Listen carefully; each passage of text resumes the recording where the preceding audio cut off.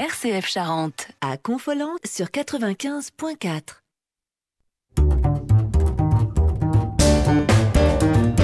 Tour de table, Jean-Louis Ney, RCF Charente. Bonjour à tous. Après la première circonscription avec Erika Walter mardi, puis la deuxième circonscription avec Denis Charbonnier hier, nous voici dans la troisième circonscription. Alors la troisième circonscription, elle couvre une petite moitié du département de la Charente. C'est la plus grande circonscription du département, tout ce qui est au nord de l'agglomération d'Angoulême. Et ça regroupe les cantons, pour que les gens puissent situer, les cantons d'Aigre, de Chabanais, de Champagne-Mouton, de Confolens, nord et sud, d'Hiersac, de La Rochefoucauld, de Mansle, de Montbron, de Montembeuf, de Rouillac, de Ruffec, de Saint-Amand-de-Boixe, de Saint-Cloud et de Villefagnan. Elle a une autre particularité, cette troisième circonscription, c'est celle qui a le plus de candidats. Il y a 13 candidats dans la troisième circonscription, dont 10 sont présents aujourd'hui. Parmi les absents, il y a Éric Thompson du Parti animaliste qui ne nous a pas donné d'explication. Madame Aloncle qui n'est pas arrivée, peut-être on va la voir arriver en cours d'émission. Et puis, il y a le député sortant, Jérôme Lambert. Alors, Jérôme Lambert, nous regrettons évidemment qu'il n'ait pas participé à cette émission, mais il nous a envoyé un message pour nous expliquer sa décision. Il explique que sa stratégie est une stratégie de terrain, qu'il préfère aller à la rencontre des gens de manière physique. Et donc, dans le message qu'il nous a envoyé, il explique « Je suis dans l'impossibilité de faire défaut aux habitants de ma circonscription, donc de ne pas les rencontrer physiquement, d'autant que 13 interventions successives me semblent ne pas permettre une clarification des positions de chacun. Un débat, je le comprends, n'étant possible avec un si grand nombre d'intervenants. Il nous souhaite quand même, il souhaite à chacun d'entre vous un bon débat. » Voilà. Pour nos auditeurs, je vais rappeler que cette émission, elle est co-organisée en partenariat avec, j'allais dire, la quasi-totalité des médias associatifs du département. Et ça, c'est quand même quelque chose, je crois qu'il faut souligner, qui est intéressant. Les médias associatifs ont un rôle à jouer dans la démocratie. Alors, ces médias associatifs, c'est bien sûr RCF qui nous accueille aujourd'hui, mais c'est donc la radio. C'est aussi la chaîne web télé de RCF qui s'appelle Télé 16. Et puis, c'est une autre radio associative locale qui s'appelle Radio Attitude. Et enfin, la 16, qui est une web télé dirigée par Basile Boli, qui est aujourd'hui aux commandes de la technique. Donc, eh bien, nous allons pouvoir, maintenant que les présentations ont été faites, commencer l'émission qui va se dérouler en 3 temps. Premier temps qui sera consacré à la présentation de chacun des candidats et à l'idée qu'il se fait du rôle d'un député. Le deuxième temps sera consacré à la présentation par chacun des priorités qu'il considère devoir affronter dans son futur mandat au niveau national, et puis la même chose au niveau local. Et puis peut-être, si nous avons le temps, chacun aura un petit moment pour faire une conclusion et lancer un appel sur sa candidature. Alors, la première question, donc, porte sur la présentation de chacun. Donc, on va découvrir chacun des 10 candidats qui sont présents ici aujourd'hui, en commençant par monsieur, alors je vais rechercher son nom, monsieur Attard, qui représente aujourd'hui Patrick Kurgali, candidat lutte ouvrière, lequel candidat, malheureusement, est retenu par un problème de santé dans sa famille. Alors, monsieur Attard, parlez-nous de vous, mais aussi du candidat que vous représentez. Donc bonjour, je suis Yannick Attard, je suis programmeur dans le jeu vidéo et donc là voilà, je représente Patrick Kurgali, qui est un ouvrier retraité et donc qui s'excuse pour son absence pour cause de problèmes familiaux. Et son suppléant Frédéric Defossé, qui est routier et donc qui est sur la route, hein, il n'a pas pu venir pour ça. Donc moi, ça fait plusieurs années que je milite à leur côté pour lutte ouvrière, c'est-à-dire en tant que communiste révolutionnaire.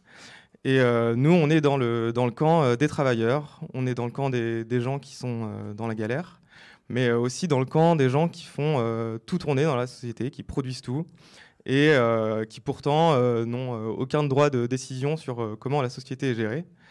alors que de l'autre côté de la société, il y a les capitalistes, les gens qui profitent voilà, de ce travail et qui s'enrichissent sur leur dos.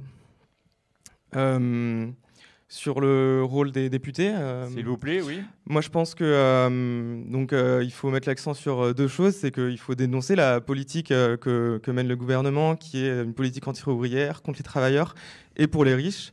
On a pu le voir avec Macron, notamment par exemple avec dernièrement la loi chômage qui plonge encore plus dans la misère des gens qui l'étaient déjà, et qui d'un autre côté supprime l'ISF et donc qui aide les riches.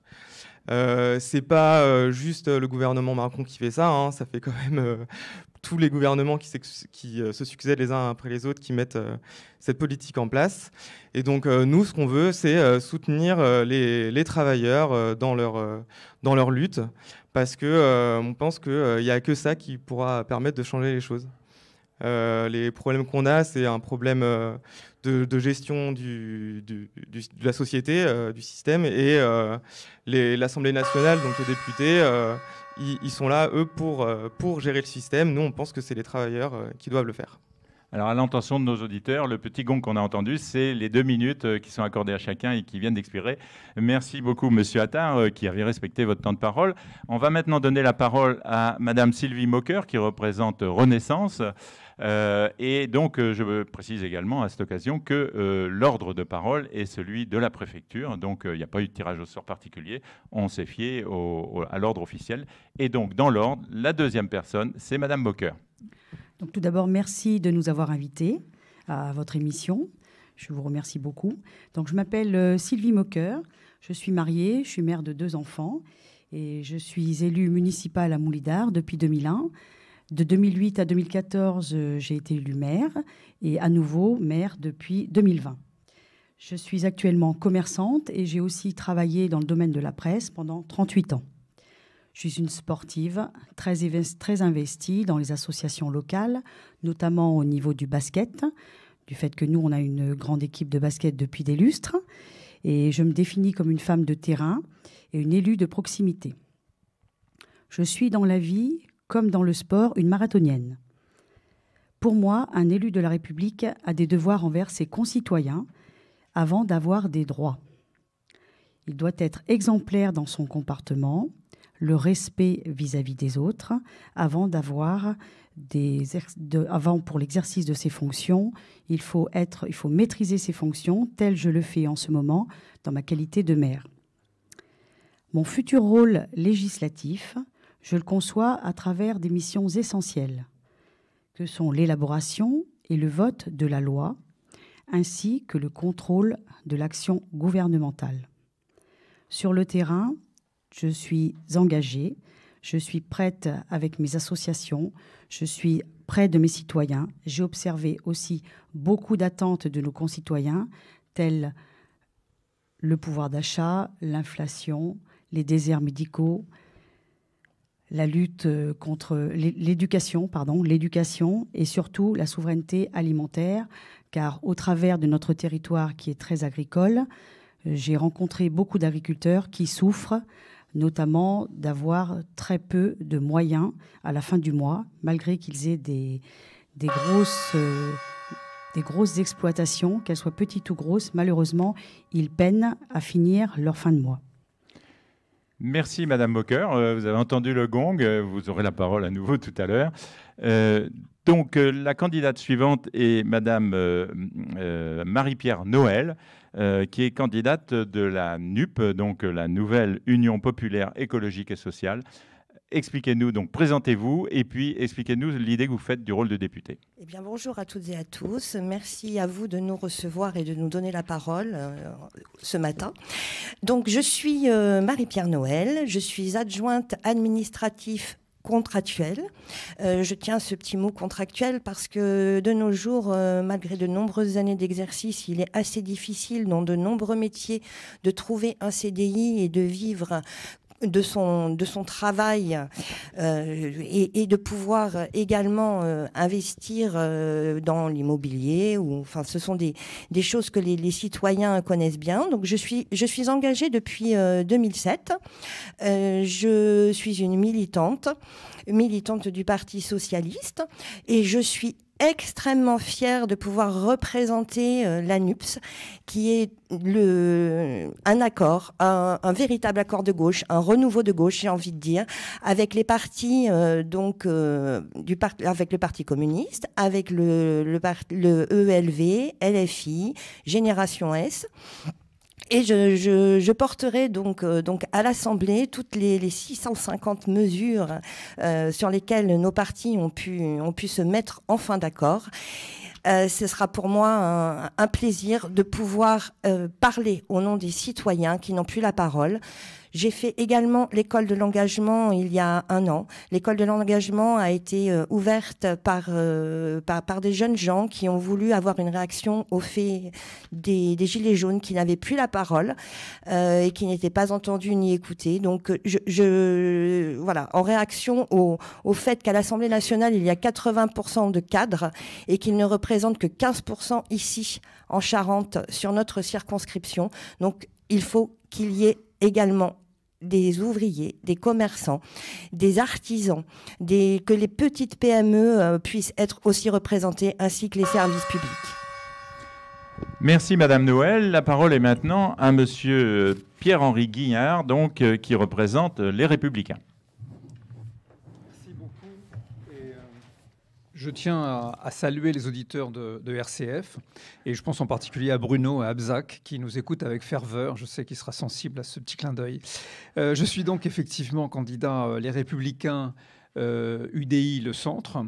Je suis aussi conseiller municipal à Abzac, dans le nord du département. Par ailleurs, diplomate. Je défends la France à l'étranger depuis très longtemps, et je souhaite aujourd'hui la défendre de l'intérieur. Donc notre Charente a été trop souvent oubliée. La première priorité pour le député, c'est d'être au travail à l'Assemblée nationale pour défendre notre territoire, ses valeurs, et promouvoir aussi notre attractivité. Les lois adoptées ne doivent pas nous pénaliser. Le député a donc un devoir de vigilance. Le député que je serai, ou que j'espère être, aura la volonté d'être la voix de la Charente la plus pauvre, hein, aujourd'hui inaudible et invisible à l'Assemblée nationale. Notre député y est absent, comme il est absent aujourd'hui à ce débat, ce qui est regrettable.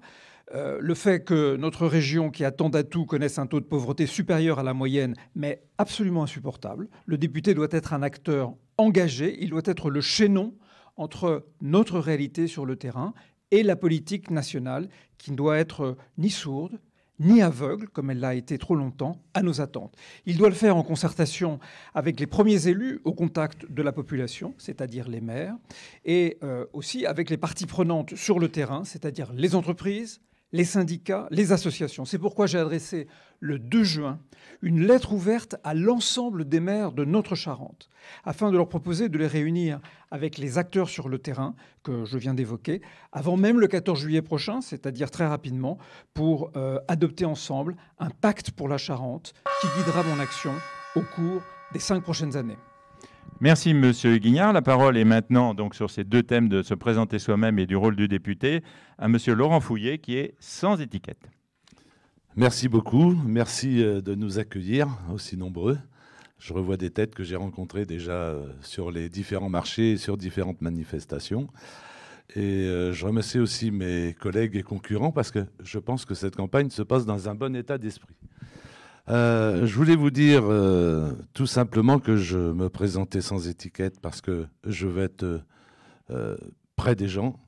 Je suis pour la proximité et je ne veux pas que ce soit un parti politique qui nous dicte sa loi.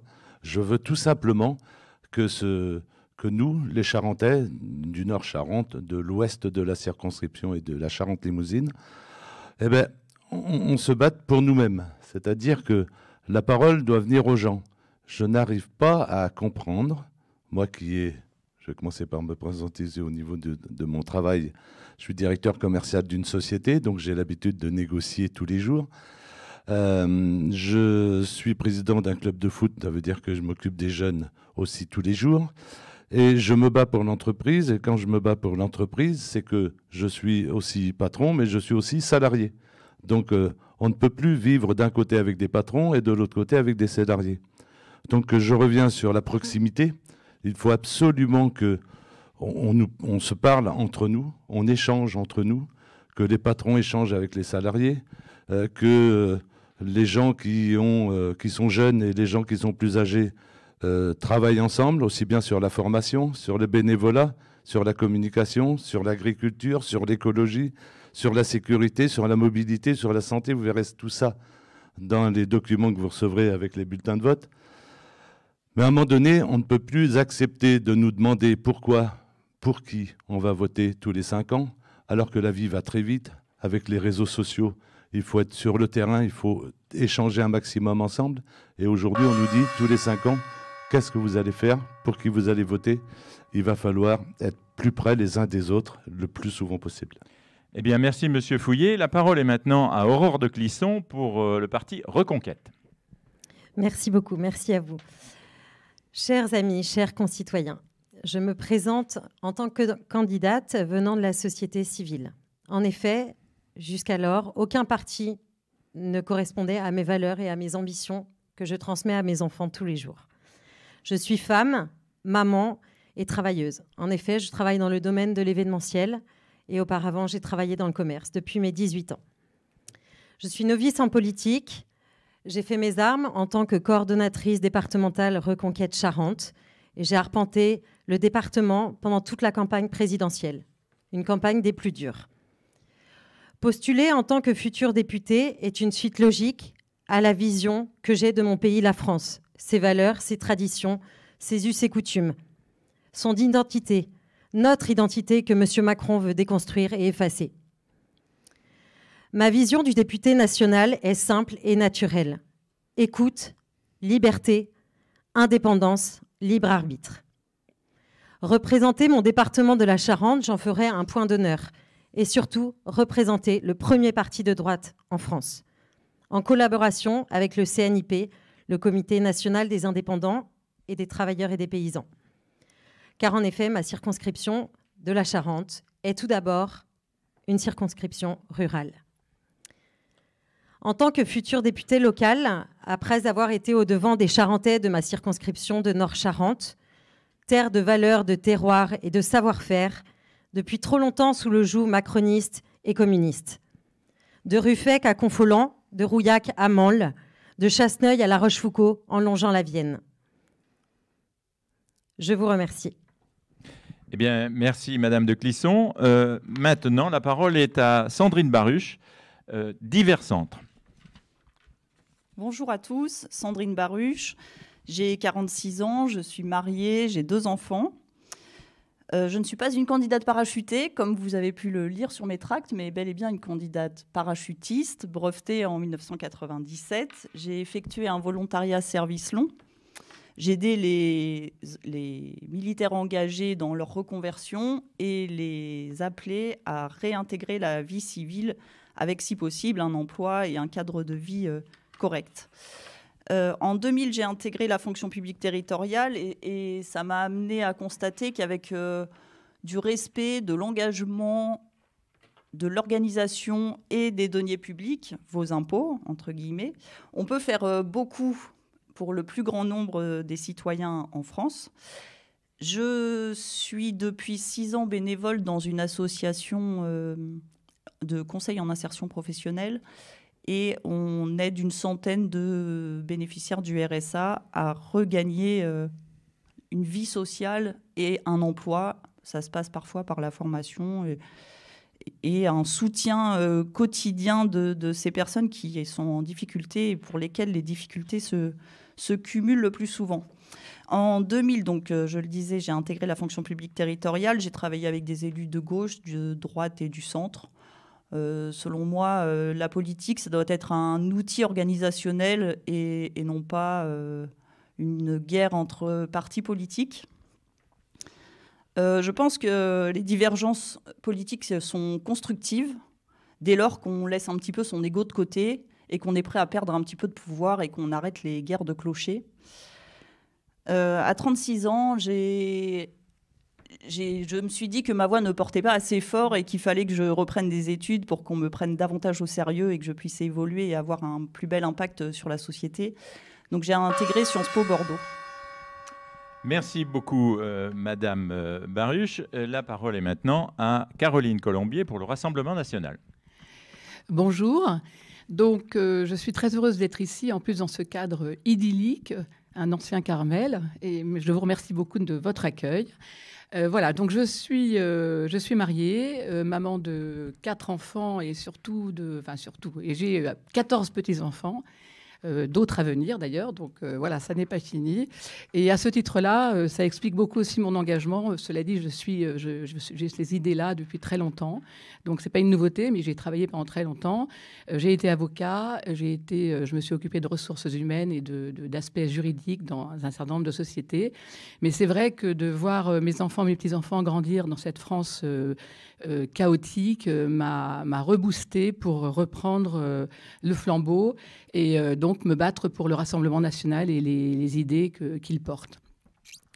Je suis également conseillère régionale en Charente et donc je ne manque pas, je suis toujours sur les bancs lorsqu'il y a des sessions, bien sûr, et je ne manque pas de me battre pour ces idées, pour que la France n'aille pas à volo. Je vois le rôle de l'élu de 2 manières différentes. D'une part, il y a tout le côté régalien, c'est-à-dire la défense de notre pays. Donc, sans rentrer dans les détails, il en a bien besoin en ce moment. La restauration de l'État, le retour de la sécurité pour tous et partout, l'arrêt de l'immigration qui est très corrosive.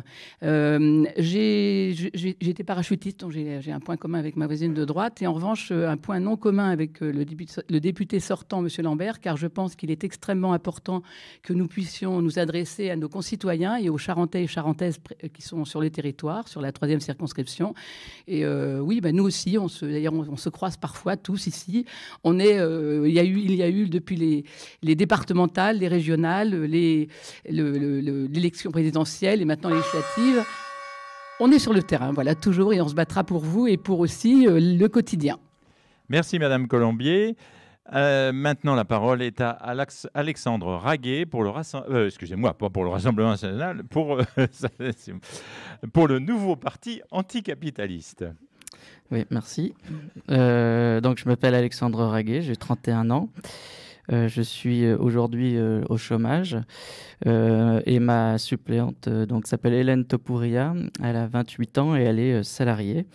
Voilà, donc nous, on est des gens d'en bas, pas des politiciens professionnels. Et on est des militantes et militants. Je dis on est comme un collectif parce qu'y compris nous deux, on est des candidats, mais on a un collectif militant et on parle au nom d'un collectif, pas à notre nom propre.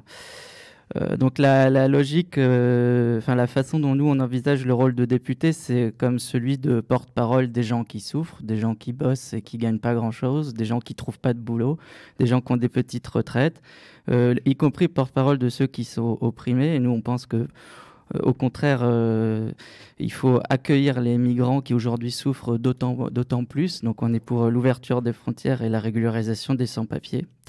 Et donc, si on est élu, on portera la parole, justement, donc, comme je l'ai dit, des gens d'en bas, mais aussi d'idées radicales, et notamment, je voudrais mettre en avant 2-3 idées sur la question démocratique dès maintenant, comme le plafonnement des indemnités d'élus. Nous, on pense que c'est inadmissible qu'un élu aujourd'hui gagne 5, 6, 7 000 euros par mois, alors que la majorité de la population en est très loin. On est pour le non-cumul des mandats, et vous voyez à peu près pourquoi je dis ça, parce qu'on pense qu'à 8 mandats de députés, c'est quand même scandaleux. Nous, on dit deux fois, on est élu, ensuite on retourne au travail, et ça serait très bien, ça permettrait de voir des nouvelles têtes. Et enfin, si jamais je suis élu, je m'appliquerai à moi-même, et on défendra la possibilité de pouvoir révoquer un élu. Pour nous, un élu qui, par exemple, est condamné pour des faits de malversation ou autre, ne doit pas pouvoir continuer à être élu. Voilà. Merci. Eh bien, merci beaucoup, Monsieur Raguet. Et le dernier à prendre la parole sur cette première question, c'est Francis Lalanne pour France Libre. Francis Lalanne, poète, citoyen et activiste politique. Ma suppléante se nomme Océane Brizard, elle est étudiante en psychologie. J'ai été pendant 10 ans également un responsable politique puisque j'ai créé en 2009 un parti politique qui s'appelait l'Alliance écologiste indépendante, qui s'appelle aujourd'hui Écologie au centre et qui compte 2 députés européens. Et j'ai quitté ce parti pour récupérer ma liberté de parole parce que je me suis rendu compte, y compris dans un parti que j'avais moi-même créé, que lorsqu'on fait partie d'un parti, on n'est pas libre de parler comme on l'entend, de penser comme on l'entend et d'agir comme on l'entend. Donc, pour récupérer ma liberté d'action et de parole, j'ai quitté ce parti et c'est en candidat, comme Laurent Fouillé, en candidat sans étiquette que je me présente aujourd'hui dans la 3e circonscription de Charente. Voilà. Ce que je pense, c'est qu'aujourd'hui, vu ce qui nous attend, il est très important, et je tiens à dire que je suis ici à l'appel de Charentaises et de Charentais qui m'ont demandé de défendre ce projet, c'est-à-dire le projet citoyenniste. Il est très important que des candidats citoyens sans étiquette soient des élus de la nation et siègent à l'Assemblée nationale pour résister justement à ce que le général de Gaulle appelait la dictature des partis et qui plonge aujourd'hui notre France dans le chaos. Voilà pourquoi je suis très heureux d'avoir parcouru pendant toute la période que je viens de vivre ici en Charente, les routes de Charente à la rencontre des Charentaises et des Charentais qui m'ont fait l'honneur de m'accueillir et j'espère les servir pendant 5 ans de tout mon cœur et de toute mon âme. Merci Francis Lalanne d'avoir aussi précisé que vous êtes donc sans étiquette et non pas France Libre. France Libre est un dispositif d'action démocratique. Ce n'est pas un parti politique. C'est un dispositif qui crée des moyens d'action en les finançant, mais qui n'a aucune influence sur les élus, parce que je pense qu'il ne faut pas qu'un élu soit sous l'influence d'un parti politique. Il faut qu'il conserve son indépendance d'action et d'esprit. On a bien compris. Merci beaucoup. Tour de table, Jean-Louis Ney. Arrive maintenant le temps d'un deuxième tour de table, cette fois-ci donc sur les priorités nationales que chacun d'entre vous, candidat donc à la fonction de député, pense prioritaire à défendre dans la prochaine législature. Et donc on va commencer par le représentant de Patrick Kurgali, donc Yanis Sattar. La parole est à vous. Merci. Pour 2 minutes à nouveau. Du coup, moi, je vais vous parler du programme que met en avant Lutte ouvrière pendant ces élections, qui est vraiment, je le dis, un programme de lutte. C'est pas nous, députés, qui allons changer les choses. On pense que c'est vraiment les travailleurs qui doivent lutter, donc nous y compris, mais tous ensemble, collectivement.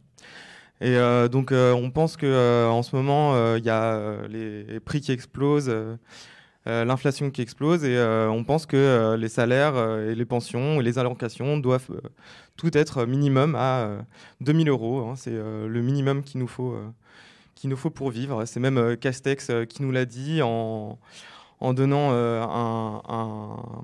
un chèque aux personnes qui avaient donc moins de 2 000 € pour vivre. Pour éviter justement que les salaires se fassent ensuite rattraper par l'inflation, on pense qu'il faut que ce soit, on pense que les salaires doivent être indexés sur l'inflation et que du coup, quand les prix augmentent, les salaires doivent augmenter avec eux. Une autre chose qui est importante, parce que c'est un peu une absurdité du monde dans lequel on vit, c'est que on a d'un côté des gens qui triment, qui font des heures sup à ne plus savoir qu'en faire, des entreprises qui se reposent beaucoup sur les intérimaires pour travailler, alors que de l'autre côté, il y a des millions de chômeurs dans le pays. Et donc on pense que le travail doit être partagé entre toutes et tous pour que voilà, tout le monde puisse vivre décemment. Et une autre chose qui est importante et qu'on met beaucoup en avant, c'est on veut la fin du secret d'affaires, donc qui permettent aux capitalistes, aux actionnaires de pouvoir magouiller dans leur coin et s'enrichir sans vraiment qu'on sache de quelle manière ils le font. On pense que voilà, les travailleurs doivent savoir qu'est-ce qu'ils font de leur argent, où il va. Merci beaucoup. Donc Yanis Sattar, la parole maintenant à Sylvie Moqueur, candidate Renaissance. Donc pour moi, aujourd'hui, le chantier de l'école est un des axes prioritaires pour notre nation. En premier lieu, je salue l'engagement qu'ont eu tous les professeurs pendant cette crise et ça n'a pas été facile pour eux. Aujourd'hui, c'est une politique ambitieuse, un système scolaire qui est devenu pour moi obsolète face aux métiers de demain. L'école républicaine, c'était et cela doit rester le creuset républicain qui forme nos futurs citoyens. Pour former les citoyens, il faut leur permettre de s'épanouir, de revaloriser les enseignants, de construire un nouveau modèle d'école en s'inspirant de ce qui se fait autour de nous. Il faut aussi faire confiance aux enseignants.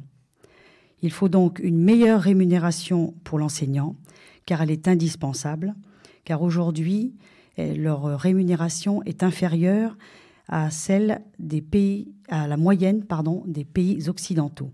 Et cette faiblesse de revenus participe sans aucun doute à la négligence, tout du moins pas la négligence, mais à la crise des recrutements que nous vivons aujourd'hui, car nous avons un manque de professeurs. Et pour mener à bien ces chantiers, je m'appuierai sur 3 leviers. Un nouveau pacte pour les enseignants, c'est-à-dire une meilleure rémunération. Ensuite, une liberté pour les établissements scolaires, avec un renforcement pour le soutien scolaire et une aide de participation active des associations. Et enfin, une transparence dans les projets d'école avec les acteurs. Et surtout, les projets, il faut qu'ils soient réévalués régulièrement pour juger de leur pertinence afin que l'école soit soutenue et que les enseignants soient soutenus dans leurs projets qu'ils mènent à bien tout au long de l'année. Merci beaucoup, Madame Moqueur. Madame Marie-Noël, candidate donc de l'Union populaire, Marie-Pierre Noël, pardon, candidate de l'Union populaire écologique et sociale, quelles sont pour vous les priorités nationales d'un futur mandat ? Alors, les priorités nationales, pour moi, pour le mandat à venir, c'est bien évidemment le pouvoir d'achat des Français. Je vis, mon mari et moi-même, avec notre fille, vivons avec un SMIG pour 3 personnes. Donc, je sais ce que c'est qu'au 10 du mois, même au 5, après avoir payé ses factures, son loyer, de ne pas pouvoir faire ses courses.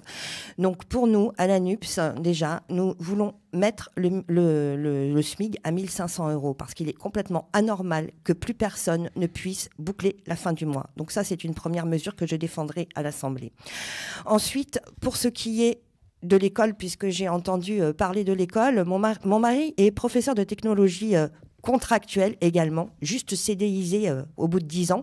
Donc je pense que les problématiques de l'école sont plus nombreuses, les unes n'allant pas sans les autres.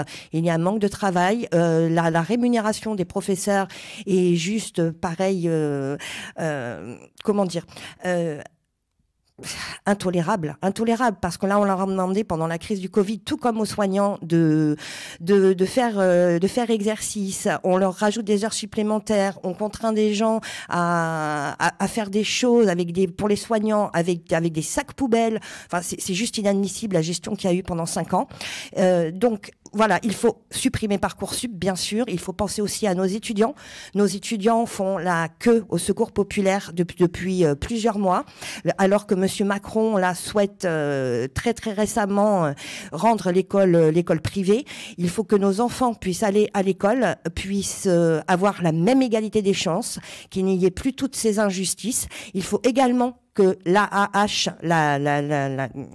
soit comptabilise, que les personnes qui vivent en couple puissent toucher l'AAH si c'est nécessaire, puisque ça a été supprimé, que l'on remette les APL également comme c'était auparavant. Je vous remercie. Merci beaucoup, Madame Marie-Pierre Noël. La parole maintenant donc à Pierre-Henri Guignard pour les Républicains, donc sur cette question. Quelle priorité pour la prochaine législature ? Eh bien, à Abzac, 1 électeur sur 2 a voté Emmanuel Macron. 1 électeur sur 2 a voté Marine Le Pen. Et c'est la même chose, à quelque chose près, dans tout le nord et l'est de la Charente. Notre département est ainsi divisé entre, d'un côté, la colère, qui est d'ailleurs très souvent légitime, et de l'autre, une forme de résignation qui se traduit par l'oubli, l'abandon de notre territoire.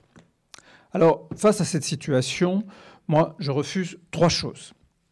D'abord, que l'on envoie à la casse nos institutions et nos valeurs. Je suis attaché à la Ve République et à notre devise de liberté, d'égalité, de fraternité.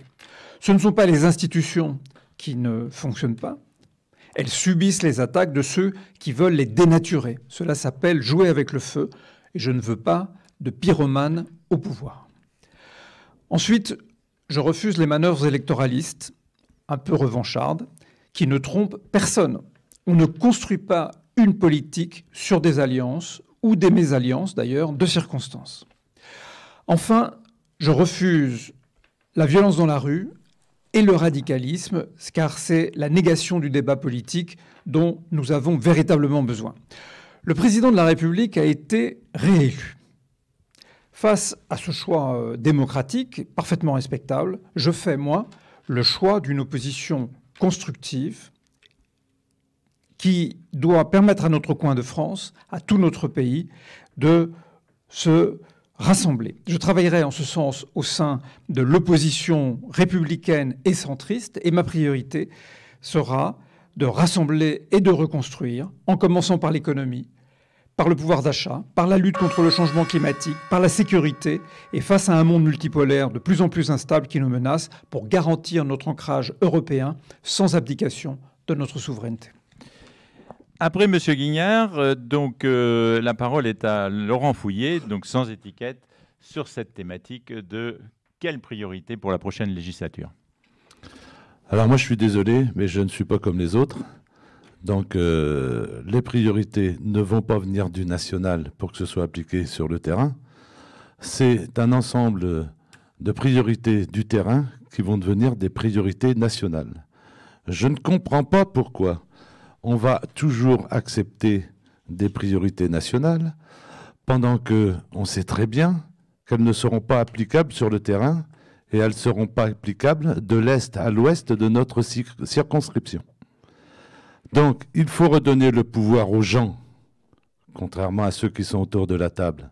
Je dis, moi, aux gens qui travaillent. Quand on dit les travailleurs, ce sont les gens qui travaillent. Donc, il y a aussi bien les patrons, il y a aussi bien les salariés, il y a aussi bien les gens qui s'occupent des associations, et ce sont ces gens-là qui ont les mains dans le cambouis tous les jours, et ce sont ces gens-là qui peuvent donner des bonnes solutions, ou du moins, ils peuvent participer à la vie de notre pays. Et c'est une fois que nous aurons fait des ateliers ici ou là, et c'est ici où on pourra voir que tout ce qui marche d'un côté ne marche pas forcément de l'autre. Et quand, dans ces ateliers, nous aurons travaillé avec toute la pyramide des âges, aujourd'hui, aucun homme politique n'est capable de dire ce qui se passera dans 5 ans. Aucun homme politique ou élu n'est capable de dire ce qui se passera dans 10 ans. Personne connaît sa circonscription. Personne. Même peut-être le député actuel. Je ne sais pas, il n'est pas là, je ne peux pas lui demander. Mais on m'a toujours dit qu'un village, une ville, une communauté de communes, une circonscription, cela ne vit qu'avec une certaine sensibilité. Si et seulement si, il n'y a seulement un trépied.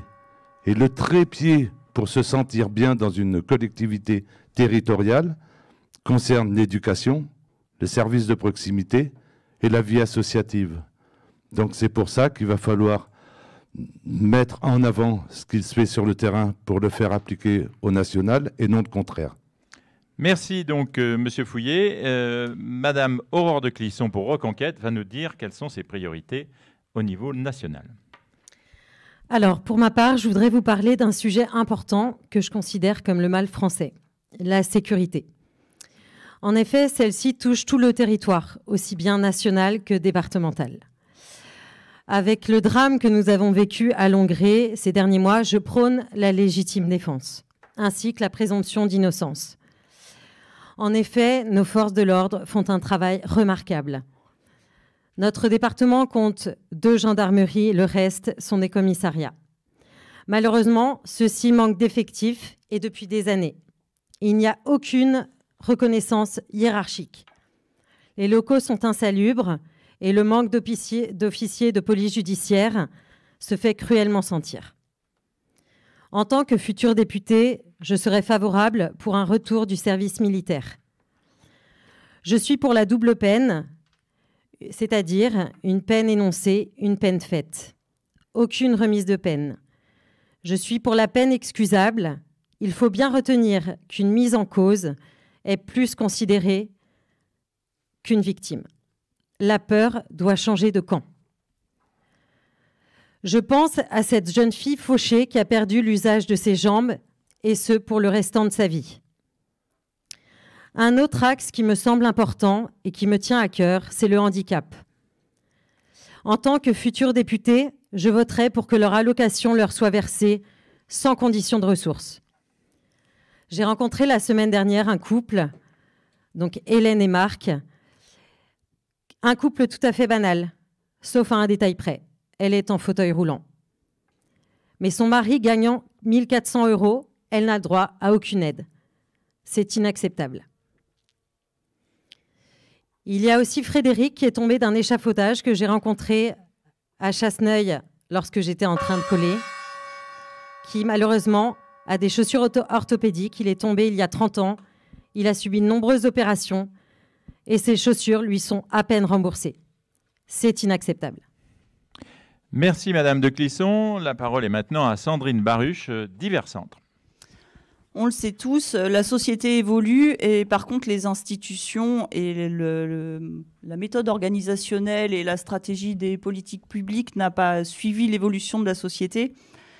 Je suis au niveau national pour une révision, une refonte de certains modèles d'organisation, notamment par l'exemplarité des députés qui ne jouent pas nécessairement les règles du jeu et à qui on devrait l'imposer, ne serait-ce que, par exemple, en votant une loi sur l'obligation de transmission des travaux réalisés lors de leur mandat, y compris à des élus qui ne feraient pas partie de leur parti, entre guillemets. Il y a un manque de suivi, on perd beaucoup de temps, les décisions sont quasi systématiquement prises en fonction des échéances électorales. Et on a déjà commis en France beaucoup d'erreurs comme ça par le passé, de non-prise de décision parce qu'elles ne sont pas sexy politiquement. Et cette méthode, il faut absolument la changer durant les 5 années à venir et ne pas attendre 5 ans pour les changer, ne pas attendre les prochaines élections. Du coup, ce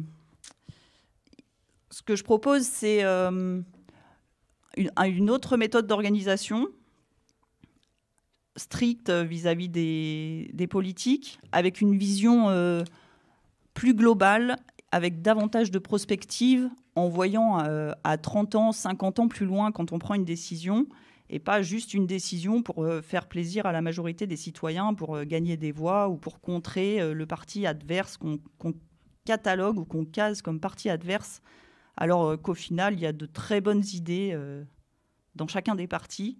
Il faut réussir à mettre les gens autour de la table et à travailler pour une majorité de la population qui a envie d'aller bien, parce qu'en fait, les Français, ce qu'ils ont envie, c'est d'aller bien. Ils n'ont pas envie de voter ni à gauche ni à droite. Ils ont envie de gens qui veillent à leur bien-être et à leur cadre de vie. Eh bien, merci Madame Baruch. La parole donc est maintenant à Caroline Colombier pour le Rassemblement national sur les priorités nationales. Oui, donc je reviens. Alors, je suis désolée parce que c'est vrai que c'est un sujet qu'on aborde beaucoup en ce moment sur les médias, mais je pense que la première mesure très importante est la mesure par rapport au pouvoir d'achat, parce qu'on a un gouvernement qui en parle mais qui n'applique rien pour le moment, qui ne fait rien, alors que les Français sont vraiment pris à la gorge. Tous ceux que j'ai rencontrés sur le terrain, c'est la première préoccupation, leur première préoccupation, avec après 2 ou 3 autres, bien sûr, importantes aussi. Donc, ce que nous proposons, bien sûr, par rapport à ça, c'est d'abaisser la TVA de 20 à 5,5% sur l'énergie, c'est-à-dire bien sûr les carburants, mais aussi sur l'électricité, sur le gaz, sur le fuel, et également de mettre en place un panier de 100 produits de première nécessité avec un taux à 0%. Mais je précise que ça, ce sont des mesures pérennes que nous proposons et non pas des petites mesurettes à envoyer à droite, à gauche et qui finalement concernent bien sûr des gens qui en ont besoin, mais aussi des personnes qui en ont besoin ne l'ont pas. Donc ça, c'est la première chose. Ensuite, je pense qu'il faut également lutter, c'est ce que j'entends également dans tous mes déplacements en Charente, dans le nord de la Charente, lutter également contre la désertification médicale, puisque, vous le savez, on a du mal à prendre un rendez-vous, même maintenant chez un médecin. Avant, il faut 8-10 jours, parce qu'il y a de moins en moins de médecins. Ça va d'ailleurs avec le pouvoir d'achat, puisqu'il y a aussi beaucoup de personnes qui ont besoin de prendre leur voiture et qui bientôt ne pourront plus le faire. Donc là aussi, il faut revitaliser, il ne faut pas obliger, il faut inciter les médecins à venir s'installer pour que les personnes dans les campagnes puissent avoir des services de proximité importants. Ensuite, je voudrais dire un mot juste sur la défense de nos agriculteurs que nous avons rencontrés et qui, eux aussi, peinent.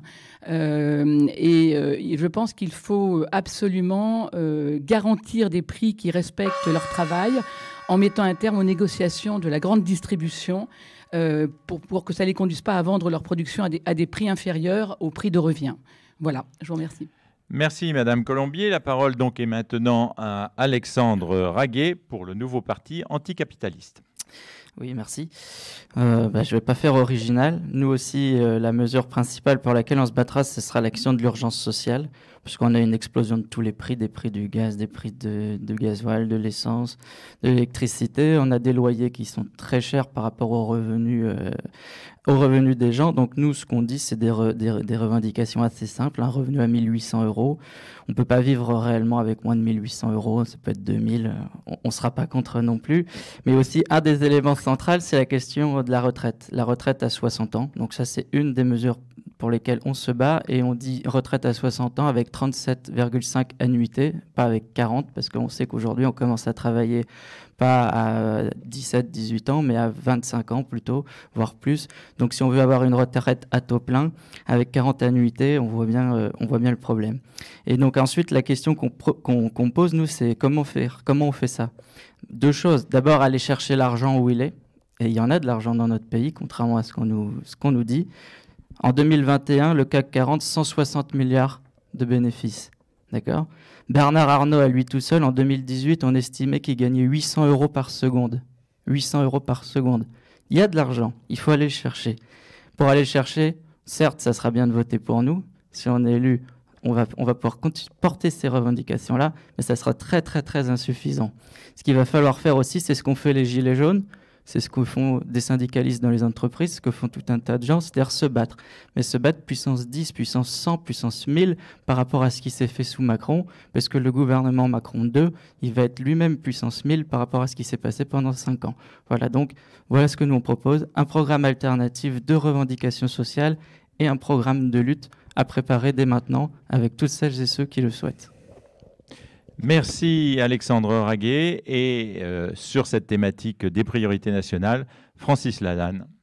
Ma priorité à moi, c'est la démocratie dans notre pays, parce que notre pays est devenu un pays qui subit un régime totalitaire. Il faut rappeler ce qu'est le mandat législatif. Le mandat législatif n'est pas un mandat local comme celui du maire, celui du conseiller général ou du conseiller régional. Il s'agit pour lui de monter à Paris, de siéger à l'Assemblée nationale et de voter les lois générales. C'est-à-dire que lorsque les Charentaises et les Charentais choisiront leurs députés, ce ne sera pas en tant que Charentaises et Charentais, mais en tant que Françaises et en tant que Français. À ce titre, moi, je veux inverser la mission du député. Moi, je veux rendre ce mandat plus local que national. C'est-à-dire national, mais avec une implantation locale qui va rétablir la démocratie dans ma circonscription. J'entends, si je suis élu, créer des moyens que je vais financer, des moyens de consultation permanente, d'information permanente qui va me permettre de recueillir la volonté générale de ma circonscription. Et lorsque je monterai à Paris pour voter à l'Assemblée nationale, ce ne sera pas Francis Lalanne qui va voter, ce sera la circonscription dont il est député. Ce sera la volonté générale de cette circonscription qui s'exprimera. En ce sens, mon rêve est que cette expérience, si je peux la mener ici en Charente, si les Charentaises et les Charentais me font l'honneur de m'accorder leur confiance, eh bien, mon rêve, c'est que cette expérience fasse tache d'huile et que dans d'autres circonscriptions de France, ma notoriété me permettant de communiquer sur ce projet et sur son élaboration et sur sa réalisation, eh bien, que dans d'autres communes de France, on se dise, et dans d'autres circonscriptions, pourquoi dans la circo de Lalanne, c'est tout le monde qui décide et dans la nôtre, c'est quelqu'un qui décide pour tout le monde. Voilà. Moi, je suis contre le fait qu'un député décide pour tout le monde. Moi, je pense qu'il faut qu'un député recueille la volonté de sa circonscription circonscription. Et lorsqu'il se rend à Paris, c'est en tant que messager de la volonté de sa circonscription. S'il faut que je propose une loi, puisque un député doit également proposer une loi, je crois que ma première proposition de loi portera sur l'abolition de la loi NOTRe, qui a complètement confisqué la démocratie locale et qui empêche les maires d'exercer leurs fonctions dans leur municipalité. Merci beaucoup Francis Lalanne. Tour de table, RCF Charente. Il nous reste donc un troisième tour de table, cette fois-ci sur les priorités locales. On sait que cette circonscription du Nord-Charente est une circonscription rurale avec des problématiques particulières. Quelles problématiques strictement locales ou quelles problématiques nationales pouvant intéresser une zone rurale comme le Nord-Charente voyez-vous comme priorité pour votre prochain mandat? Donc la parole est à Patrick Kurgali au travers de son porte-parole, donc Yanis Attar. Merci.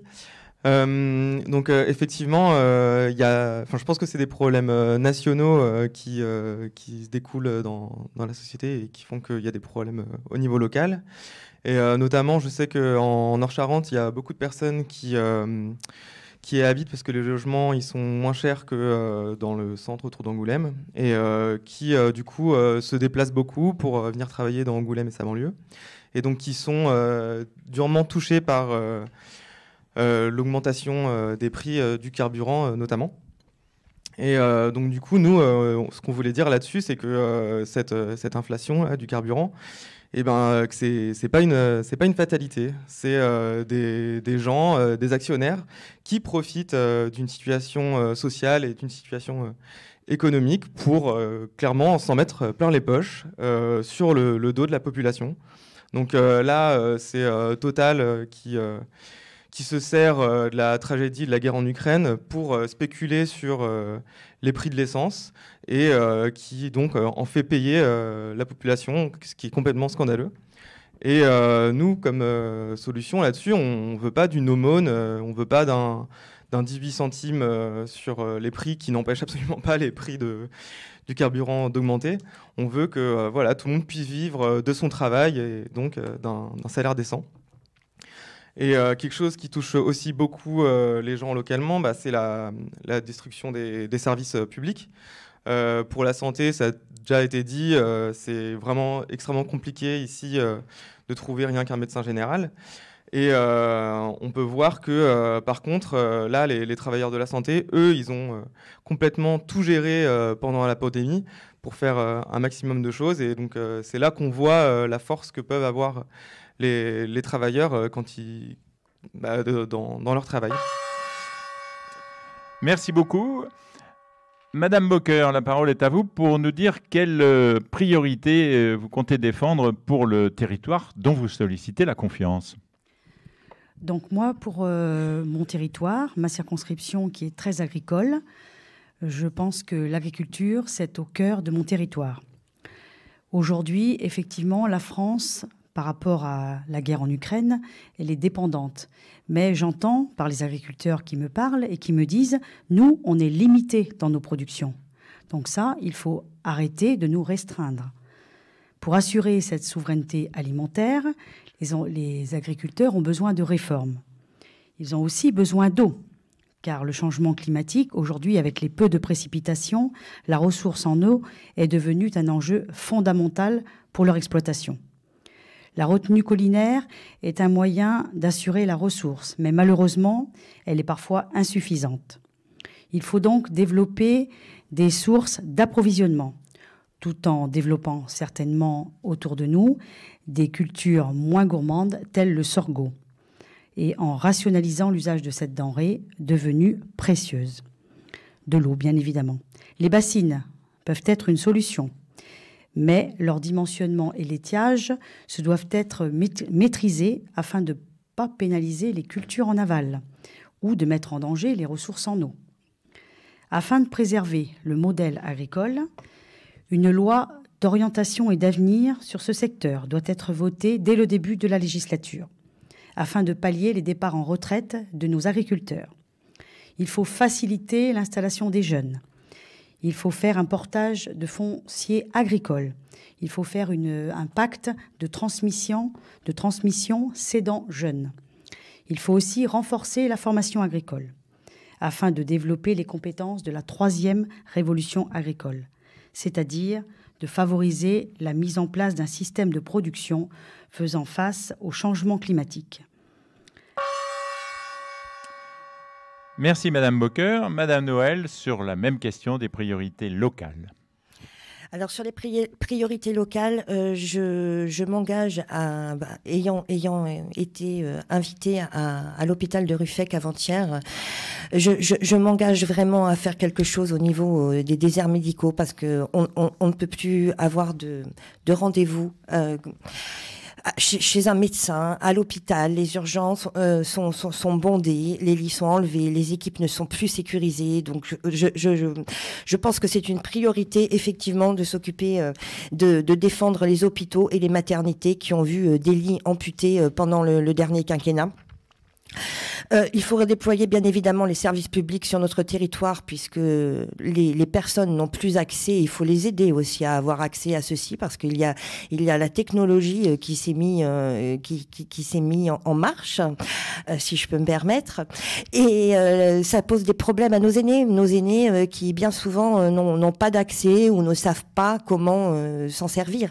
Donc il faut aider ces personnes à pouvoir accès à tous les services qui sont mis à disposition ou non, parce que malheureusement, nous n'avons plus tellement de services publics, tant que ce soit la poste, voilà, ou au niveau des mairies, suppression d'emplois, évidemment partout. Donc il faut pouvoir parler au nom des gens et il faut pouvoir les aider à faire leur démarche. Ça, c'est une première chose. Il faut agir sur la mobilité aussi. La mobilité est très importante sur notre circonscription parce que il y a des personnes qui ont des voitures, il y en a d'autres qui n'en ont pas, et ils n'ont pas forcément accès au commerce. Il faut aider les commerces à s'installer pour qu'ils puissent également aller faire leurs courses, que de jeunes puissent s'installer, de jeunes artisans, de jeunes commerçants, et qu'ils puissent faire vivre le pays. Merci beaucoup, Madame Noël. Sur la même thématique, la parole est maintenant à Monsieur Guignard pour Les Républicains. Je l'ai dit tout à l'heure, je porte un projet qui est celui des partis qui m'ont investi, donc projet que j'ai décliné en 10 priorités dans la profession de foi qui a été soumise à l'ensemble des électeurs. Je vous invite donc à la lire et à la regarder avant d'aller voter dimanche. Je ne citerai pas toutes ces propositions, mais les plus importantes sont d'abord l'appui à l'Assemblée nationale au projet de loi pour le pouvoir d'achat, principalement par le travail, et la baisse des impôts pour les entreprises, les petites entreprises et les particuliers, en allant plus loin que ce qui a été fait. Le soutien à l'agriculture et à l'élevage, bien évidemment, face aux défis du changement climatique et de la concurrence des émergents. Je pense que la France doit être plus présente à Bruxelles, elle doit être une force de proposition, nous ne devons pas subir. Nous devons lutter contre la désertification médicale et scolaire. Nous savons tous ce qu'il en est. Nous savons tous la situation dramatique de notre circonscription. Il faut absolument changer le cours des choses. Je suis le seul candidat à demander dans sa profession de foi un moratoire sur l'éolien, les décisions parisiennes pour le bénéfice d'entreprises allemandes sans concertation avec les élus. Ça suffit. Je demande aussi que soient renforcés les effectifs de nos polices, de nos gendarmeries. J'arrête là, il y a 10 propositions. J'ai aussi une méthode, je l'ai déjà évoquée, c'est celle de la concertation avec la société civile. Dans la lettre ouverte que j'ai adressée aux maires de la 3e circonscription, je les invite d'ores et déjà à participer avant le 14 juillet prochain, c'est-à-dire au cours des 4 semaines qui viennent, qui suivront l'élection, à une conférence pour ce pacte pour la Charente que j'ai lancé, qui sera négocié avec les parties prenantes, les entreprises, les syndicats professionnels, les associations. Je vois que M. Lalanne a retenu cette idée et que lui-même a ce projet de concertation. J'en suis ravi. Vous le voyez bien, le député doit et peut incarner le lien entre les attentes du terrain et les décideurs. Il doit être l'ambassadeur de la Charente à Paris. Je devrais savoir faire. Merci beaucoup. La parole est maintenant à Laurent Fouillet. Merci. Alors, local, moi, ce sont toutes mes priorités, même si c'est au niveau national, c'est toujours local. Et j'en profite pour saluer mon suppléant qui est de Confolens, qui fait un travail énorme au niveau local, toujours. Donc, Pierre Barrier, à toutes mes amitiés. J'entends les gens parler des entreprises, mais si on veut parler local, on veut parler des actionnaires, mais j'ai pas vu de grosses entreprises où il y a beaucoup d'actionnaires.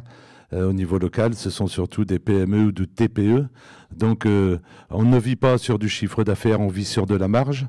Et si vous voulez revenir vers moi et si vous voulez participer à mes ateliers pour échanger dans ce sens, vous y êtes invité.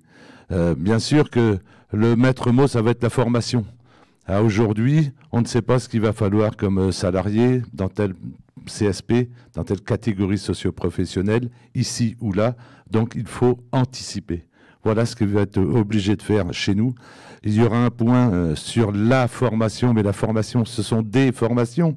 J'en ai assez d'entendre des hommes et des femmes au niveau politique parler de la formation. On veut parler de la même formation pour des gens qui sont chirurgiens et des médecins, et on veut parler aussi de la même formation pour des gens qui ne savent plus ou moins lire et écrire.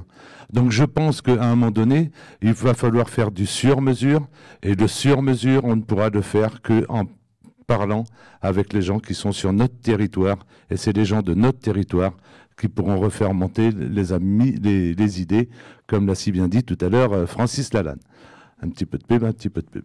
Donc on se dit que on aura aussi sur le terrain des bénévoles. Le statut du bénévole, sachez une chose, c'est que je suis président d'une association, on en a perdu 30% au niveau du Covid, on en a reperdu 30% avec la guerre en Ukraine. Donc il va falloir leur donner un statut, les aider, que ce soit fiscal ou autrement. Et au niveau de l'agriculture, il ne faut pas embêter les agriculteurs, il faut les laisser faire. On a un ministère de l'agriculture pour être souverain. Ça concerne la souveraineté alimentaire.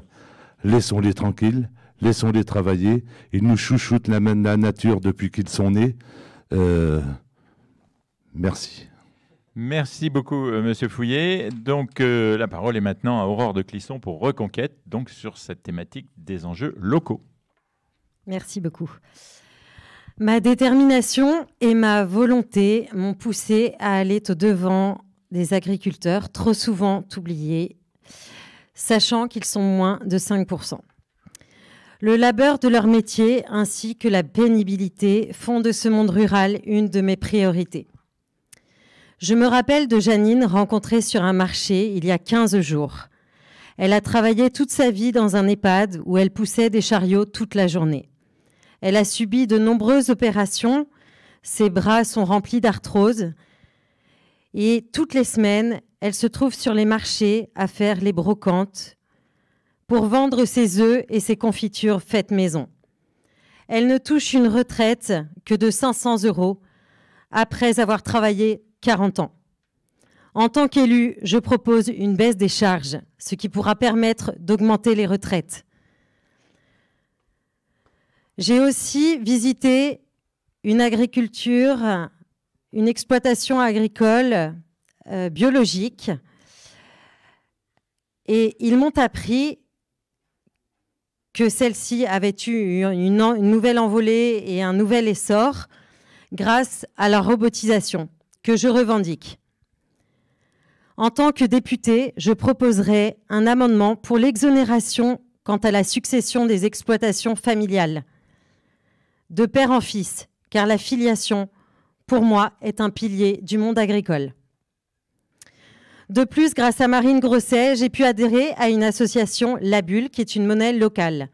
Une bulle égale 1 €. Je la proposerai à tous les agriculteurs, car en effet, ressouder le milieu local avec la restauration des écoles et des entreprises me paraît primordial et permet de favoriser les circuits courts et de ce fait une rentabilité écologique et une administration simplifiée. Merci Madame de Clisson. Et maintenant, Sandrine Baruch, diversante, qui nous parle de ses priorités locales. Concernant les priorités locales, ce que j'ai noté ces dernières semaines, mais on le savait déjà et on le savait tous, c'est qu'il faut absolument revitaliser le territoire. C'est la demande des commerçants, des artisans, des entreprises, des agriculteurs, des chômeurs qui cherchent du travail, des personnes au RSA qui en cherchent aussi, parce qu'on fait beaucoup de généralités là, et j'entends qu'apparemment les chômeurs ne sont pas à même de donner leur avis pour faire évoluer la société et la Charente, mais si, ils ont toute leur place, ils ont des idées, parfois ils sont sans emploi, mais ils sont bénévoles, ils font partie de syndicats, enfin... Je continue.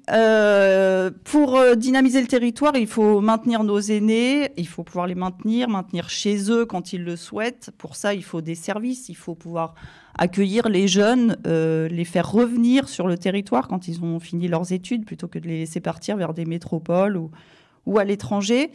Et pour rendre accessibles les services... Il s'agit simplement déjà de faire le point sur ce qu'on a déjà, parce qu'en Charente, et sur la 3e circonscription plus précisément, on a des équipements qui sont très peu utilisés. Je pense à des petites communes qui ont des cuisines de type cuisine restauration scolaire qui ont été fort subventionnées par des fonds publics, par des subventions. Ces subventions sont les impôts, en fait. Donc les élus ont l'impression que ça ne coûte rien, mais ça coûte très cher. Ça coûte très cher aux Français qui payent des impôts et des taxes qui sont bien trop nombreuses en France. On est un des pays qui a le plus grand nombre de taxes. Et la dernière fois, je crois que c'était sous le gouvernement de M. Hollande que certaines taxes ont été supprimées. Mais enfin, il en reste encore plus de 200. Donc je pense qu'on peut encore faire un petit peu de nettoyage. Pour en revenir au territoire, donc certaines petites cuisines, elles pourraient être utilisées à bon escient. On pourrait recruter du personnel communal ou intercommunal ou par groupement de petites communes et faire des portages de repas aux personnes dans le besoin qui ne peuvent pas se préparer leur repas elles-mêmes. En fait, je suis dans le concret du terrain. Et je ne veux pas vendre du rêve, mais je pense qu'on a beaucoup de choses sur la 3e circonscription qui ne sont pas valorisées. On a beaucoup de modèles à partager. Et si vous me faites confiance, c'est ce modèle à partager sur lequel je souhaite travailler. Merci Madame Baruch. La parole est maintenant donc à Caroline Colombier pour le Rassemblement national sur les priorités locales. Alors, je pense que j'ai déjà évoqué un certain nombre de priorités locales dans la question précédente, mais très clairement, j'avais parlé de la désertification médicale, mais vous avez raison, il faut également parler de la désertification des centres-bourgs, et ça ne peut se faire qu'avec une aide sérieuse pour réinstaller des écoles qui ont fermé au fur et à mesure, réinstaller des commerces de proximité. Je voudrais dire quelque chose de plus global, c'est-à-dire que tous les gens que j'ai rencontrés sur le terrain, en fait, ils ont besoin de vivre correctement. Donc, on a parlé du pouvoir d'achat, qui est extrêmement important. Il faut parler également des problèmes de retraite des personnes âgées qui n'ont pas été réindexées depuis plus de 4 ans. Et c'est quand même scandaleux, parce qu'on doit veiller sur nos aînés. Donc, veiller sur nos aînés aussi en faisant en sorte d'avoir des services de proximité qui permettent de les maintenir à domicile le plus possible. Et sinon, avoir des locaux médicaux qui puissent les accueillir dans de bonnes conditions, sans scandale et sans qu'ils puissent ne pas voir leur famille. Je pense aussi qu'il faut lutter également. Il y a quand même de l'insécurité, même si on n'est pas dans des grandes villes, comme on peut quand on parle de Paris, où on voit ce qui s'est passé au Stade de France. On n'en est pas là, mais il y a quand même beaucoup de gens qui sont inquiets.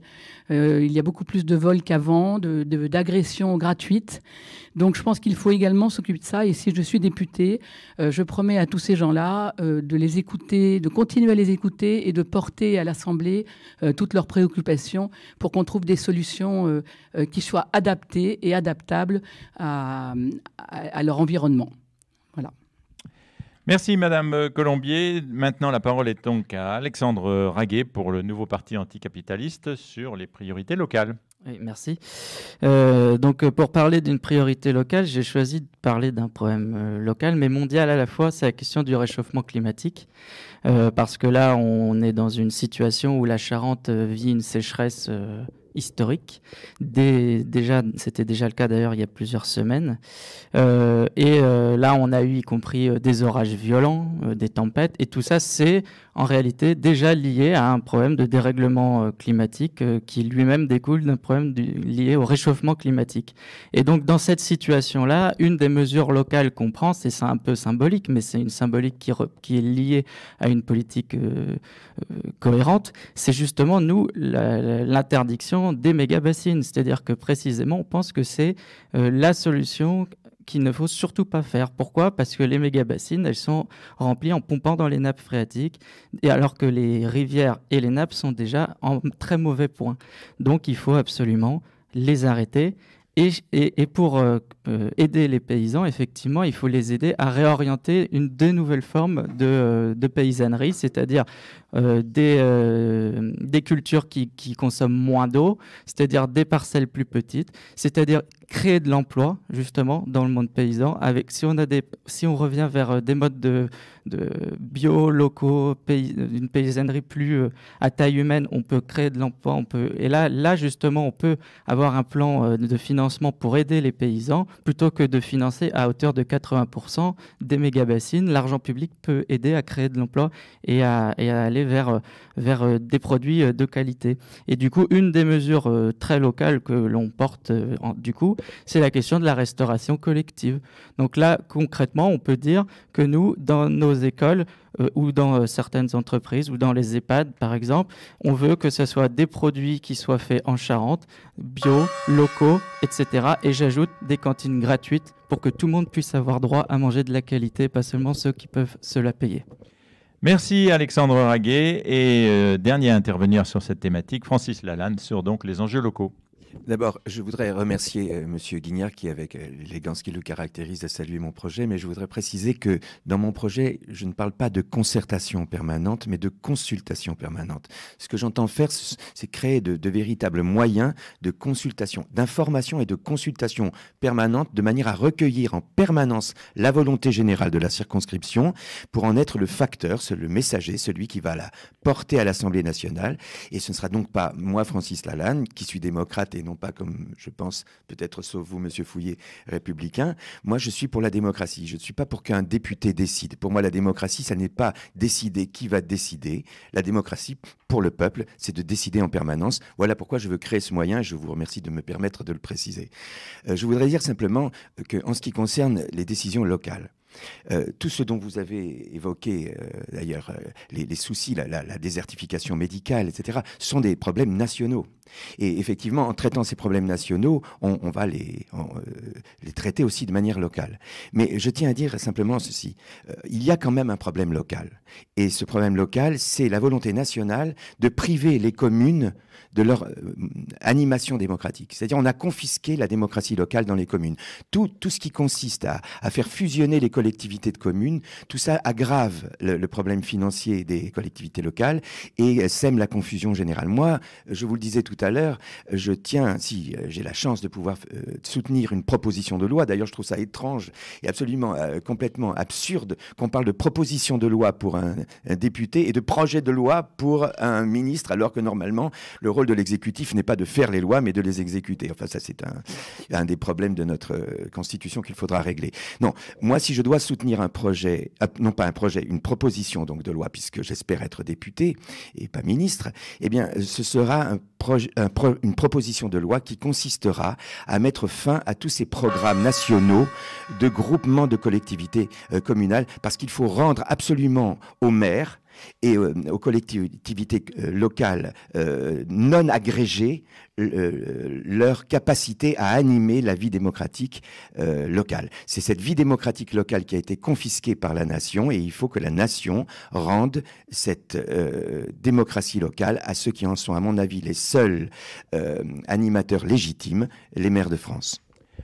Merci Francis Lalanne. L'heure est venue, après ces 3 premiers tours de table, d'un petit point d'étape. D'abord, je voudrais remercier chacun des candidats, chacun des intervenants qui a été particulièrement discipliné. Il y a eu quelques petits dépassements, comme celui qui vient de se produire, mais très raisonnable et donc tout à fait gérable. Ce qui va nous laisser un petit peu de temps pour le mot de conclusion tout à l'heure. Puisque j'en suis au point d'étape, je voudrais juste préciser, on m'a fait signe tout à l'heure d'une petite erreur que j'ai faite sans doute en tant que fan du foot et du foot 1998, puisque notre technicien, je l'ai appelé Basile Boli, alors qu'il s'appelle Basile Bon. Voilà, donc toutes mes excuses à notre technicien.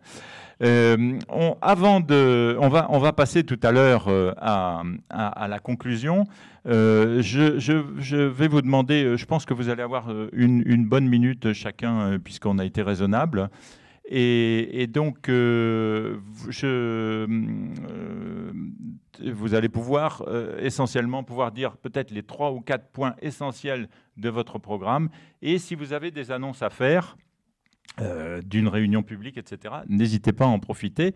À ce sujet, je précise également, puisqu'on en est au point d'étape, que Madame Aloncle nous a contacté et nous a fait savoir que donc elle n'avait pas pu modifier son emploi du temps et donc n'avait pas pu participer. Elle s'en excuse et elle signale. Je vais quand même lui permettre de donner cette information que aujourd'hui, jeudi 9 à 18h30 à Ruffec, à la salle de la Canopée, elle tient une réunion publique. Donc n'hésitez pas à faire comme elle tout à l'heure. Tour de table, Jean-Louis Ney. Alors, on va reprendre notre tour de table dans le même ordre. Cette fois-ci, donc, comme je le disais tout à l'heure, n'hésitez pas à récapituler 1 ou 2 mots de votre programme, 2 points essentiels. Réunion publique, site internet dont vous voulez faire connaître l'adresse. Et puis peut-être point essentiel de votre programme et de votre volonté de candidat. Premier, donc, juste pour nos auditeurs qui ne vous voient pas, le premier intervenant est le représentant de Patrick Kurgali, et donc il s'appelle Yanis Attar. Du coup, moi je voulais mettre l'accent sur le fait qu'il faut renouer avec les luttes sociales collectives pour changer les choses, et c'est quelque chose qu'on a pu voir pendant le mandat de Macron. Tout ce qui nous a permis d'empêcher le gouvernement de saccager le monde du travail, c'est les gilets jaunes qui ont pu stopper la taxe sur l'essence, ou le mouvement des cheminots aussi, qui ont permis qui ont empêché aussi le gouvernement de passer sur la retraite. Tous ceux donc, qui sont en colère et qui sont révoltés par cette société et qui en ont marre de ces mascarades électorales qui ne changent rien, à voter Patrick Kurgali et à voter Lutte ouvrière. Merci beaucoup. La parole donc à Sylvie Moqueur pour Renaissance. Donc, en ce qui me concerne, effectivement, lutter contre les déserts médicaux, aider les agriculteurs à s'installer et reprendre les exploitations familiales, parce qu'aujourd'hui, trop de paperasse, c'est ce qu'on nous a dit tout au long de cette campagne, ainsi que aider nos professeurs à être mieux rémunérés afin de trouver beaucoup de professeurs pour nos enfants et faire des formations qui soient adaptées à tous, et qu'on puisse aussi, pour toute personne, qu'elle vienne d'un quartier, d'un centre-ville, d'une périphérie, de pouvoir aller à l'école et être formée. Merci. La parole maintenant à Madame Noël pour donc la nouvelle Union populaire écologique et sociale. Merci. Moi, je dirais que je veux défendre les citoyens. Je continuerai à faire ce que j'ai fait pendant 15 jours, à les écouter partout, en Charente et même en France, puisque notre devoir est également de légiférer à l'Assemblée nationale en tant que député. Et donc, je vous invite à nous rejoindre cet après-midi à 18h à Mansle, à l'Hippodrome, pour un petit apéro dînatoire où nous pourrons parler un petit peu plus longuement de tous nos projets et faire plus ample connaissance pour ceux que je n'ai pas vus sur tous les marchés. Je vous remercie. Merci, Monsieur Guignard, pour les Républicains. Le temps du renouvellement est venu. Je suis candidat car patriote et européen aussi. Dans un monde malade des crises, les alliances nous renforcent. Nous devons faire entendre avec force notre voix dans une opposition républicaine et constructive. J'aspire à nous représenter demain. Nous devons travailler collectivement pour notre Charente oubliée et appauvrie. Je suis candidat car je porte un projet et une méthode, celle du travail collectif avec les autres élus et les acteurs sur le terrain, et je veux en faire naître un pacte pour la Charente. Merci beaucoup. Laurent Fouillé, sans étiquette. Merci beaucoup. J'ai toujours le même discours, la proximité. Et c'est pas au député, c'est pas à l'homme politique de dire ce qu'il veut faire ou ce qu'il va faire. On est là pour représenter des gens. Et pour représenter des gens, il faut faire ce que je fais depuis plus de 30 ans dans mon entreprise ou dans les entreprises où j'étais. Parce que je gère quand même une entreprise où il y a 2000 salariés, une autre où il y en a 11 et une autre où il n'y a qu'une personne, c'est moi. Donc toujours, pourquoi je réussis, pourquoi ça marche ? Parce que j'écoute, parce que j'analyse, parce que je décide, et je suis un fervent supporter du management collaboratif. Et je voulais vous dire que ce soir à 18h, j'étais à Champagne-Mouton et qu'à 20h30, toujours ce soir, je serai à Saint-Cloud. Eh bien, vos fans vous y suivront. Madame donc de Clisson, à vous de nous dire votre conclusion. Merci beaucoup. Tout d'abord, je voudrais revenir sur un point par rapport au handicap. Je suis favorable et je soutiendrai de tout mon cœur pour que l'ouverture d'un café sourire puisse ouvrir en Charente. Ceci permettrait à des personnes porteuses de la trisomie 21 de pouvoir travailler librement et sereinement. Par ailleurs, n'oubliez pas de mettre mon bulletin dans l'enveloppe ces 12 et 19 juin. Je prône en effet en tant que maman et future députée la reconquête. La reconquête de la droite, des esprits libres et indépendants. La reconquête de notre identité pour nos enfants et surtout notre sécurité et notre souveraineté. Merci beaucoup. Madame Baruch, Divers Centres. Je travaille au service du public depuis 20 ans et c'est ce que j'aime faire. Donc, voter Sandrine Baruch, c'est la proposition de voter pour quelqu'un qui sait travailler et qui aime travailler pour le public, pour tout le public et pas juste pour un public. Je n'ai pas grand-chose d'autre à ajouter, si ce n'est que j'ai très envie de me mettre au travail et que je préfère travailler qu'être candidate. Voilà un bon exemple de synthèse. Merci beaucoup. Madame Colombier pour le Rassemblement national. Alors, je ne reviendrai pas sur des mesures que je n'ai pas évoquées, mais je dirais quand même qu'on est pour la retraite à 60 ans, je tiens à le dire, et puis bien sûr pour une lutte contre l'insécurité et le laxisme judiciaire. En revanche, ce que je veux surtout dire, c'est que j'espère que vous voterez pour le Rassemblement national, pour moi, pour Caroline Colombier, parce que je pense que nous ne nous déroberons pas à l'Assemblée et que nous défendrons les Français, mais particulièrement les Charentais et Charentaises, bec et ongles dehors, pour qu'on puisse mettre en place ce dont ils ont besoin. Merci beaucoup. Alexandre Raguet pour le nouveau parti anticapitaliste.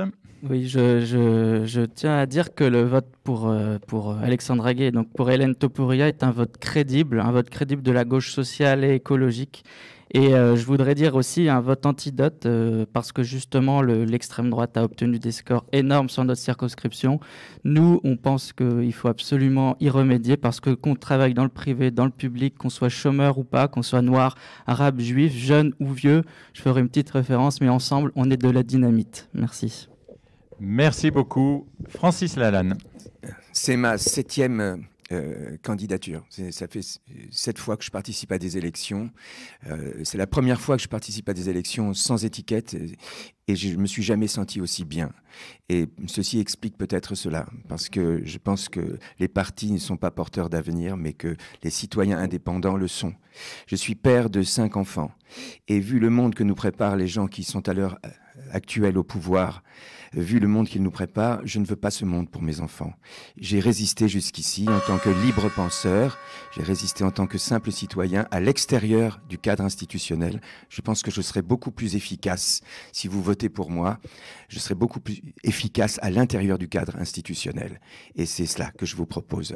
Continuer à résister à l'intérieur du cadre institutionnel. Merci à vous tous et à vous toutes. Merci beaucoup. Et donc, merci à l'ensemble des candidats qui ont été tous très synthétiques et très efficaces. J'espère que ça a éclairé l'opinion des électeurs de la 3e circonscription. Je rappelle que cette émission a été coproduite par l'ensemble des radios associatives et des médias associatifs, je dirais pour généraliser un peu plus, des médias associatifs de Charente, ce qui répond un petit peu à ce qu'ont dit plusieurs, je crois, des intervenants, qui est l'importance du bénévolat, l'importance des associations dans la vie citoyenne de notre pays. Donc ces radios associatives étaient RCF Charente, bien sûr, qui nous accueille aujourd'hui, et également Radio Attitude, ex-quartier Orange, et puis 2 web télé, Télé 16 et La 16. Je rappelle également à nos auditeurs qu'ils peuvent réécouter cette émission en podcast sur nos sites internet rcfcharente.fr et rcf.fr. Et s'ils veulent avoir l'image, ils peuvent le voir sur la page Facebook de La 16 ou sur le site internet télé16.org. Merci, à très bientôt.